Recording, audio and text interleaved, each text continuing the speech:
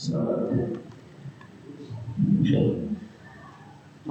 آله وأصحابه ومن والاه أما بعد اللهم انفعنا بما علمتنا وعلمنا ما ينفعنا وزدنا علما في علمنا يا رب العالمين.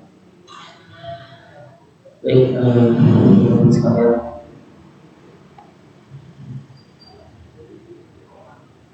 jemaah Masjid Salam yang semoga selalu dalam dengan kesadaran Allah Subhanahu wa taala. Kita lanjut lagi materi rojak kita sebagai kita mukhtasar Ibnu Qasim. Sekali lagi secara terjemahan Indonesia, ya, rojak itu adalah harapan kita menunggu sesuatu yang kita senangi. Sekali lagi kita menunggu sesuatu untuk mendapatkan yang kita senangi. Tapi harus ada sebab-sebabnya. Adapun kalau nggak ada sebab-sebabnya itu namanya angan atau besarnya at-tamanni. Kalau rojak itu ada sebab-sebabnya. Sebagai model kita bahas di pertemuan kemarin. Lanjut kita masuk pada firman Allah Subhanahu wa taala. Kalau kami betul-betul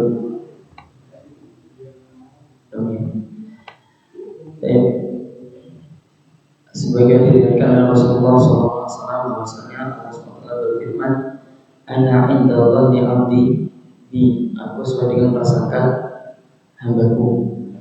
Ini lanjutan hadisnya, "In kana khairan fa khairun, in kana syarran fa syarrun." Kalau prasangkanya terhadapku itu baik, ya aku baik kepadanya. Tapi kalau prasangkanya buruk, ya aku buruk kepadanya. Yang lain menyebutkan falyadun bi masya, terserah dia mau punya prasangka apa terhadapmu. Nah, ini yang dijelaskan para ulama bahwa takdir kita itu sesuai dengan prasangka kita. Takdir kita sesuai dengan prasangka kita. Jadi kadang dalam dunia tafsir mimpi itu atau senang atau enggak, ya, itu tapi mimpi itu, mohon maaf, jangan selalu dianggap cuma mimpi. Karena memang ketika Allah ingin ngasih tahu kita itu, ya nggak mungkin secara logika malaikat Jibril diutus kita itu terus kenalan aku malaikat Jibril ini. Ya kan nggak apa-apa, karena kita bukan nabi. Jadi melalui mimpi. Dan di orang-orang Arab pun, ya, itu memang kalau punya mimpi apapun nanti ada syekhnya gitu. Setahu ada kalau pasal di masjid begitu, di Masjidil Haram Nabawi, nanti ada yang menafsirkan mimpi. Nah, nanti prasangka kita seperti apa biasanya itu terjadi. Prasangka kita seperti apa biasanya terjadi. Wallahu ta'ala. Dulu pernah ada cerita sedikit tentang dzan, ya, ini namanya sebuah prasangka. Ada seorang santri tidak terlalu pintar di sebuah pesantren, biasa saja. Terus kemudian iseng ikut daftar ke Madinah. Kalau zaman sekarang itu kuota mahasiswa yang diterima di Madinah itu di UIU itu, ya, mahasiswa Madinah itu untuk orang Indonesia saja sekitar 300 sampai 400 mahasiswa. Itu banyak sekali. Tapi kalau zaman saya dulu ketika masih sekolah, itu se-Indonesia Raya cuma diambil sekitar 24. Dan kita nggak tahu mereka mengadakan pembuatan itu di mana, maksudnya wawancara tes masuk. Kadang Kalimantan, kadang di ini, kadang tidak, nggak selalu jelas. Nah, singkat cerita, di zaman sebelum itu ada orang yang daftar, ya otaknya biasa-biasa saja. Cuma takdir Allah mengatakan lain. Setelah beliau daftar, tahu setelah berapa lama itu beliau bermimpi naik burung, Bapak. Dan pernah mimpi naik burung? Itu mimpi luar biasa, ya. nanti kalau teman atau ngomong apapun menafsirkan itu, insya Allah kejadian. Ini yang ngomong kayak gini, masyarakat dari Arab Saudi sana Bapak. Jangan hanya dari saya juga bingung nanti. Ini. Terus kemudian beliau mimpi dikasih ayam babon. Ya, jadi dunia sufi begini, ayam babon dengan 3 anak kecil-kecil. Nah, singkat cerita, dia ceritakan mimpi itu ke gurunya.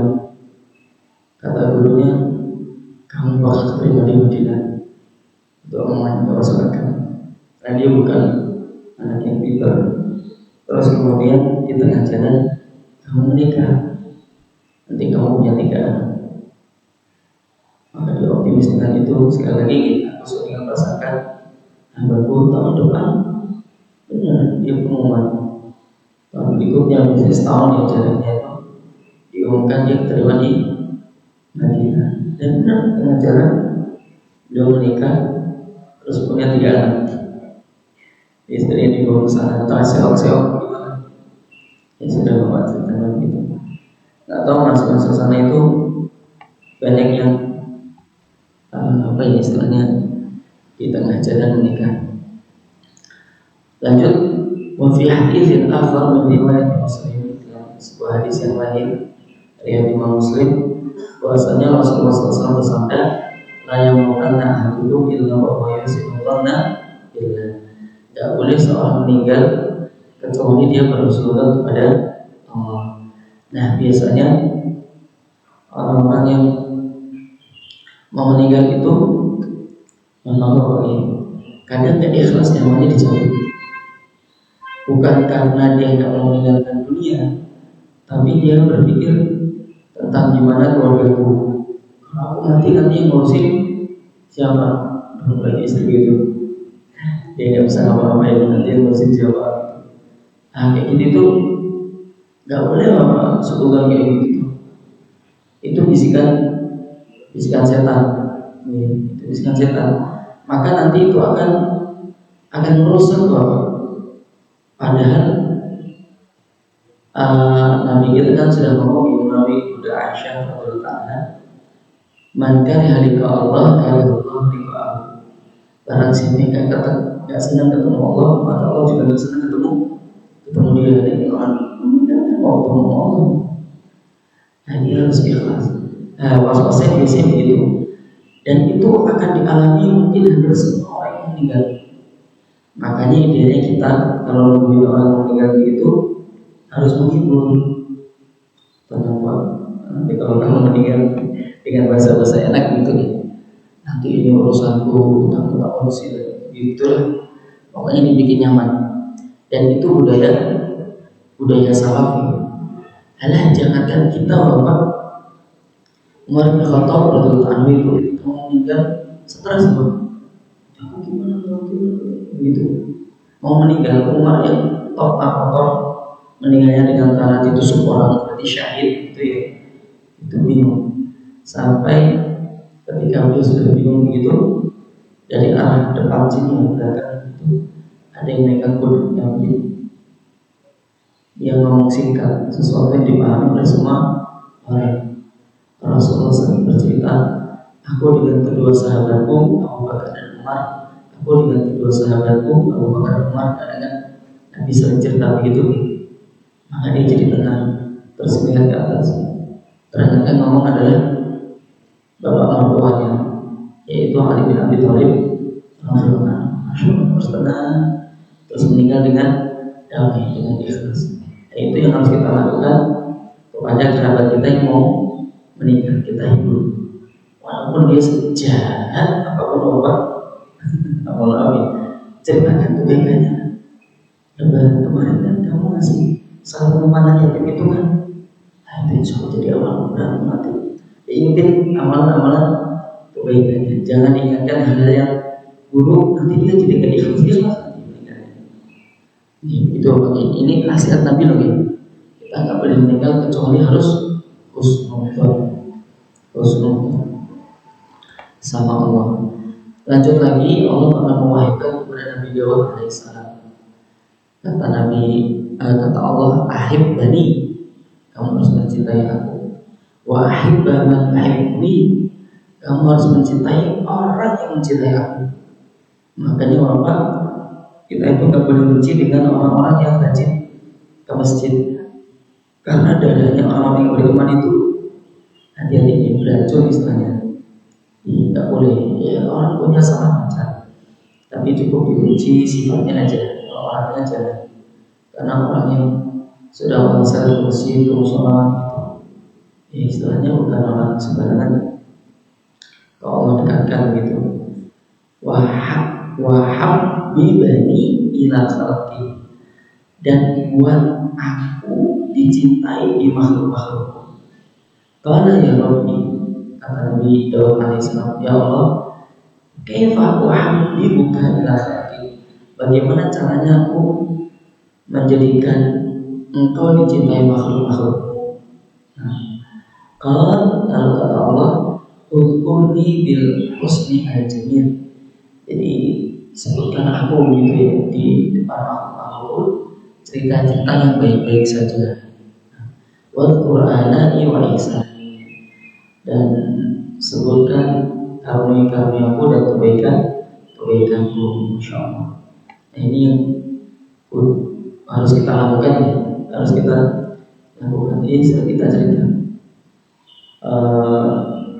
Ya tidak hanya nikmat yang kita terima, bahwa nikmat yang diterima orang lain juga bagus. Maksudnya kalau nikmat kita terus yang kita terima, ada yang hasad ya. Maaf, karena rasa orang itu macam-macam. Bapak Taharab mengatakan kullu dzikri nikmatin hasud, biasanya orang yang dapat nikmat itu selalu ada yang hasad, misalnya begitu. Maka kita boleh cerita kenikmatan kita kepada orang-orang yang insya Allah tidak hasad.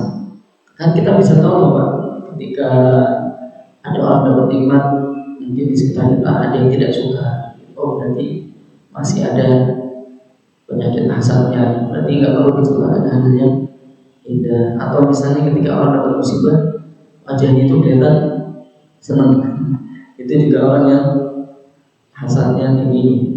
Jadi orang dapat musibah itu, mobilnya misalnya keserempet kaca, cerita tadi dia keserempet, nah ada wajah yang terlihat bahagia begitu, nah nanti ada sifat hasadnya belum hilang. Satu riwayat menyebutkan bahwa Imam Mujahid ini muridnya Ibnu Abbas ya, radhiyallahu mengatakan yu'maru bil abdi yaumil qiyamah. Jadi nanti ada seorang hamba yang diperintahkan oleh Allah untuk masuk neraka. Neraka kamu. Fayaqul, maka dia mengatakan, maka hadza dzanni, ini bukan yang tak kira. Tak kira itu engkau enggak bakal memudahkan untuk masuk neraka. Fayaqul, Allah mengatakan, wa maka dzannu, memang perasaan kamu gimana kepadaku? Fayaqul, maka siapa ini enggak mau antafirli, engkau mengampuni aku. Fayaqul, maka Allah berfirman, kalau sabila, biarkan dia. Berarti dia dilempar ke neraka karena sebab dosanya. Tapi orang ini ngeles, asal aku bahwa aku akan mengampuni aku. Allah Ta'ala riwayat ini dari mana? Tapi ada hadis yang sahih bahwa itu, nggak tahu pernah ceritakan belum ya. Ada orang itu sahih hadisnya di Muslim kalau nggak salah, ketika mau meninggal itu pesan dengan anaknya, nah nanti kalau aku sudah meninggal, tolong bakar aku. Jadi kayak orang-orang Hindu gitu, setelah kau bakar, debuku sebar di seluruh penjuru negeri. Ya Allah nggak bisa membangkitkan. Ini kalimatnya. Ya Allah nggak bisa membangkitkan. Kan nggak mungkin udah ada gimana cara membangkitkan. Debunya dari mana-mana. Ternyata di akhirat Allah bisa ditampilkan gitu kan, nggak punya jawabnya. Ternyata Allah bangkitkan, terus ditanya oleh Allah, kenapa kamu melakukan itu? Terus kemudian kata orang itu, aku takut akan siksamu ya Allah. Maka aku nggak pengen dibangkitkan, aku takut akan siksamu, aku nggak pede ketemu dengan engkau. Terus kemudian Allah ampuni dengan perbuatannya itu. Allah ampuni sebab perbuatan itu, tapi tidak untuk diamalkan ya Pak, tidak untuk diamalkan. Karena memang orang itu bisa saja disiksa oleh Allah karena sebuah dosa yang apa ya, yang terjadi padahal beliau sudah meninggal, padahal dia sudah meninggal. Tahu kisah tentang hadis Niyah bahwa itu orang yang ketika meninggal diratapi begitu loh. Dalam satu riwayat yang dibawakan oleh sahabat siapa begitu, itu kan karena keluarganya itu nangisin dia, karena keluarganya nangisin dia atap gitu. Nah itu hadis itu diluruskan oleh Bunda Aisyah radhiyallahu anha. Bukan begitu, Rasulullah sabdanya bukan begitu. Jadi yang benar Rasulullah itu bersabda versi pajaknya. Orang ketika ini budaya bangsa Arab, budaya bangsa Arab ini biasa Pak. Mungkin sampai sekarang masih ada. Kalau ada nyebut bangsa Arab itu maksudnya Timur Tengah Bapak ini, termasuk Maroko, Aljazair, termasuk Maroko, Aljazair, Tunisia, Libya gitu. Nah, budaya mereka itu ketika mau meninggal itu membayar para perempuan. Nanti kalau aku mati, tolong nangis ya. Dan nangis mereka itu bersuara. Bayangkan orang masih berpikir kehormatannya ketika sudah meninggal. Semakin banyak orang meninggal itu semakin banyak yang merata. Itu semakin menunjukkan orang itu sangat mulia. Itu pernah nonton film Umar Mukhtar? Meratapnya itu begitu. Jadi dimasukkan ke mulut gitu sampai teriak gitu. Khalid bin Walid meninggal itu keluarga Bani Maksum itu semua perempuan itu. Tapi kan Khalid gak pernah memerintahkan itu, sehingga ya dia nggak dapat siksa Khalidnya. Tapi kalau yang lain itu budaya jahiliyah. Mungkin sampai sekarang masih bisa jadi almarhum tidak begitu, tapi keturunan almarhum membayar orang, bisa jadi begitu. Karena nanti orang bilang, Masya Allah, orang baik, orang mulia gitu, mikirnya begitu. Nah ini kalau si almarhum yang memerintahkan itu, maka nanti dia dapat siksa di alam kubur sebagaimana keterangan Rasulullah SAW. Tapi insya Allah di pertemuan berikutnya kita akan membahas tentang obat haram ini untuk siapa. Terus apakah obat haram ini bisa diberikan ke semua orang? Ini insya Allah kita bahas di pertemuan berikutnya.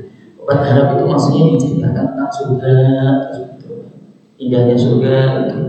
Apakah ini layak untuk kita nasihatkan ke semua orang? Nah, insya Allah kita bahas di pertemuan berikutnya. Naktafi dari bihadzal qadar. Itu ana kafaratul majlis. Subhanakallahumma wa bihamdika asyhadu an la ilaha illa anta astaghfiruka wa atubu ilaik. Assalamualaikum warahmatullahi wabarakatuh.